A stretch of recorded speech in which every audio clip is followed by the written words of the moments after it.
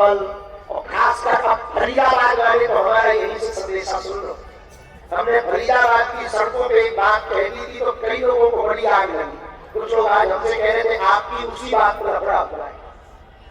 आपने कहा यदि हुआ है तो हम और कहीं। हमने वहां चौराहे पे खड़े होकर कहा तेल लगा दो डाबर का, नाम मिटा दो बाबर का। तो कई लोगों ने पोस्ट कट कर करके हमारे विरोध में लिखा, ट्वीट किया। तो हमारी जो टीम है उन्होंने कान में आके बताया कि बहुत हल्की बात है, आपको ऐसी बात नहीं बोलनी चाहिए, उनकी बाबर हल्की बात है,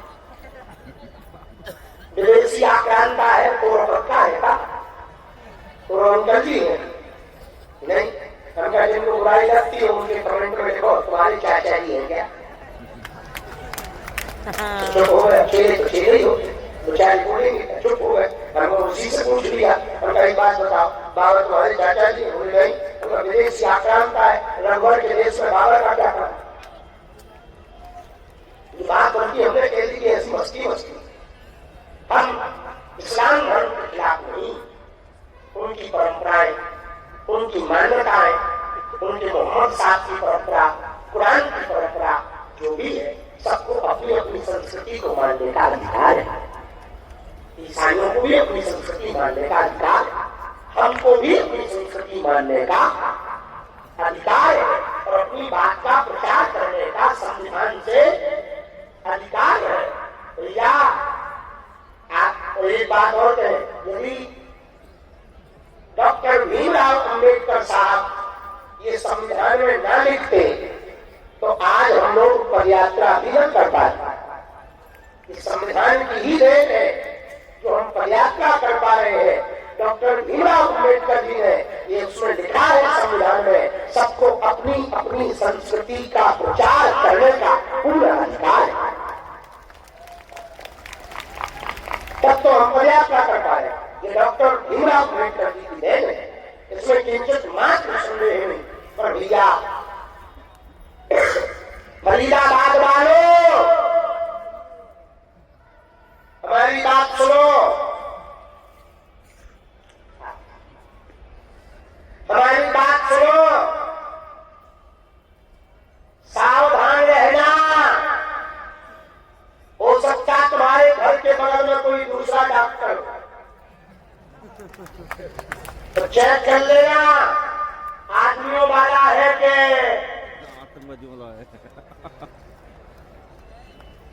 पर चिंता ना करो, पूरे देश की हरियाणा पुलिस बहुत खतरनाक है, ऐसे नट बजाती है आदमी 6-7 बजे तो लेटरिन सीट पे नहीं बैठ पाता।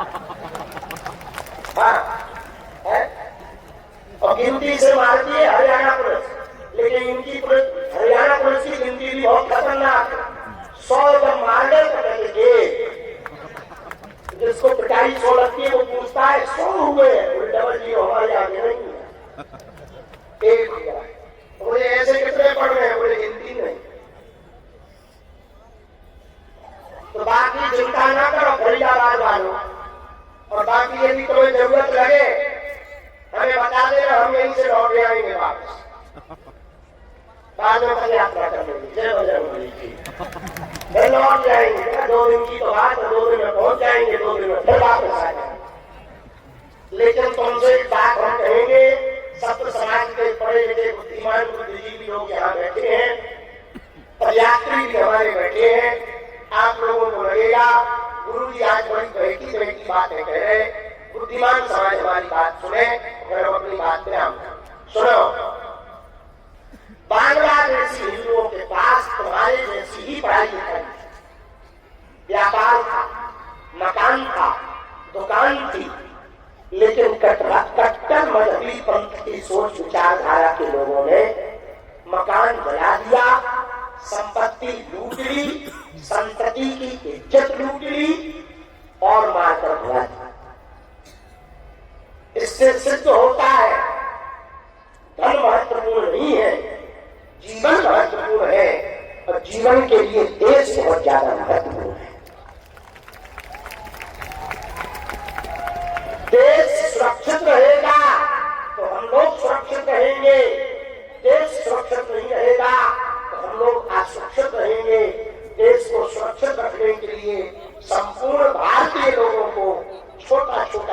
डोनेशन भारतीय आर्मी को देना चाहिए,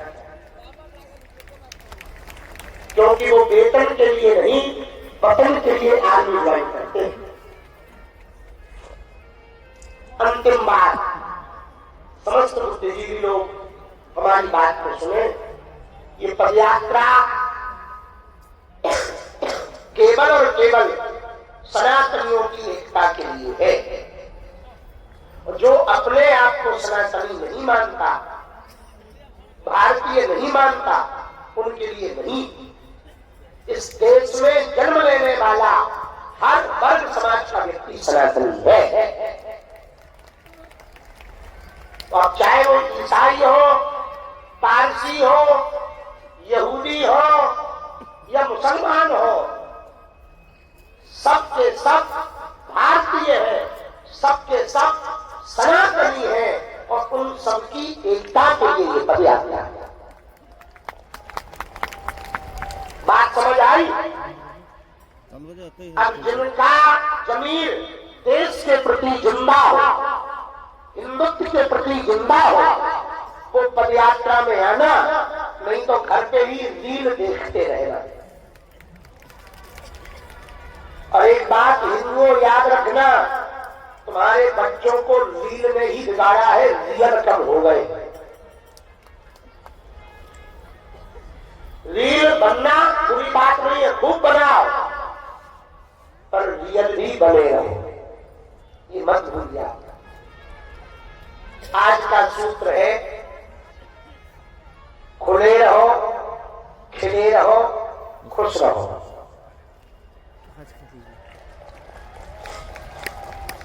बहुत बोझा मानकर पदयात्रा नहीं करना, प्रसन्नता पूर्वक करना। तुम्हारे आज के पांव के छाले भविष्य के दुख को दूर करेंगे। तुम्हारी आज की पीड़ा तुम्हारी आने वाली पीढ़ियों को सुरक्षित करेगी।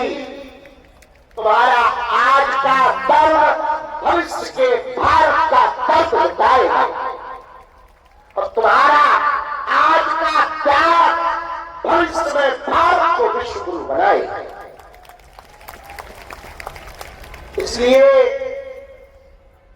15 और 16 तारीख को हमारे जितने भी बागेश्वर धाम के दीक्षित शिष्य हैं, ये बात संस्कार वाले नोट कर लें। जितने भी दीक्षित शिष्य हैं, सन्यासी बाबा की साधना वाले हैं, हिंदुत्व विचारधारा के जितने संगठन हैं, गौरक्षा संगठन, विश्व हिंदू परिषद, राष्ट्रीय स्वयं सेवक संघ संगठन,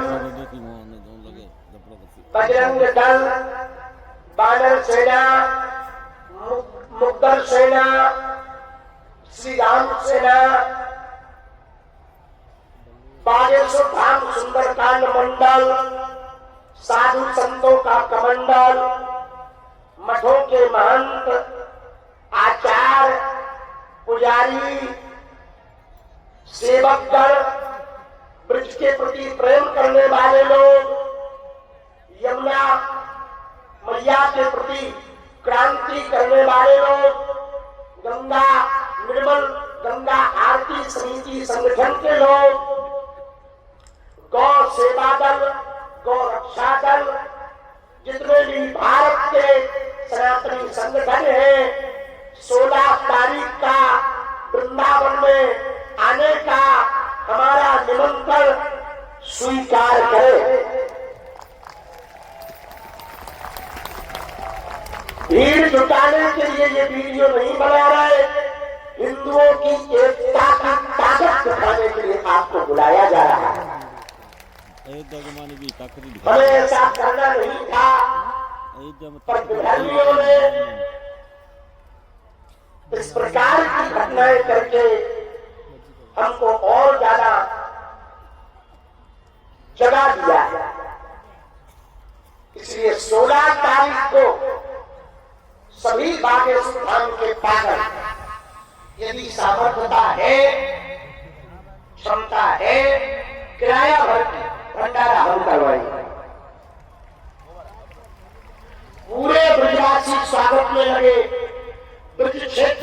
जितने लोग हैं, बरसाना, नंदगांव, गोवर्धन, कोसी, छाता, रमण रेती, गोकुल, वृंदावन, चौमा, छठीकरा, डींग, ताल, पैगांव, महावर, कामा, बलदेव, मथुरा, जहां जहां भी जिस गांव तक हमारी आवाज जाए, सभी ब्रजवासियों को 16 तारीख का हिंदू एकता की शपथ लेने का निमंत्रण है। कहां पर आना है और कितने बजे आना है? सुनो, 16 तारीख को 4 धाम पर दोपहर में 2 बजे आपको पहुंचना है। 12 बजे से ही बैठ जाना। सभी पदयात्री सूचना सुने, 16 तारीख को 7 बजे शाम की बात की आप टिकट करवाना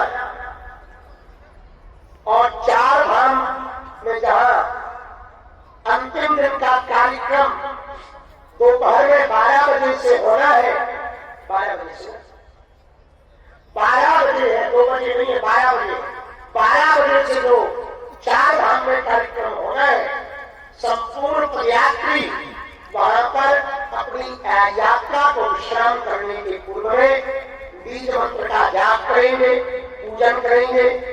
एक रात्रि पहले ही हमको आज सूचना मिली, काशी की विद्वत परिषद ने निर्णय लिया हिंदू एकता की पदयात्रा की सफलता के लिए 15 तारीख की रात को 100 ब्राह्मण पूरी रात हवन करेंगे।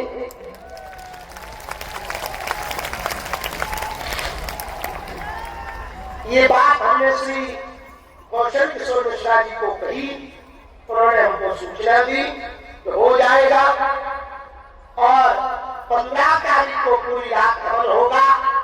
16 तारीख को 12 बजे हम सब विश्राम के समय पर वहां पर सामूहिक हनुमान चालीसा पाठ, बीज मंत्र जप और सनातन हिंदू एकता का शपथ लेंगे और 3.0 की घोषणा बड़ी की जाएगी। पदयात्रा है, कलश यात्रा या शोभा यात्रा नहीं है। भाव पूर्वक चलना है, नाम जप करते हुए चलना है। आप लोगों को कष्ट तो बहुत हो रहा है, वो तो हमें भी रहा है, पर हमारा कष्ट बहुत हल्का है। आपका कष्ट बहुत हल्का है। हमें तो कहीं भी चेहरे हमारी सुविधा बनाने में लग जाते हैं, आपकी सुविधा तो आपको ही करनी पड़ती है, ये हमको कष्ट है। पर हम तो कुछ कह नहीं सकते, इतना कह सकते इस पदयात्रा में बालाजी और सन्यासी बाबा चल रहे, वो जरूर देख रहे होंगे, वो आशीर्वाद दे रहे हैं।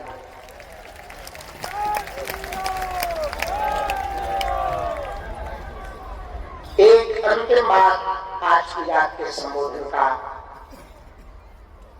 आप लोग आगे न निकल जाए। हम परेशान नहीं हैं,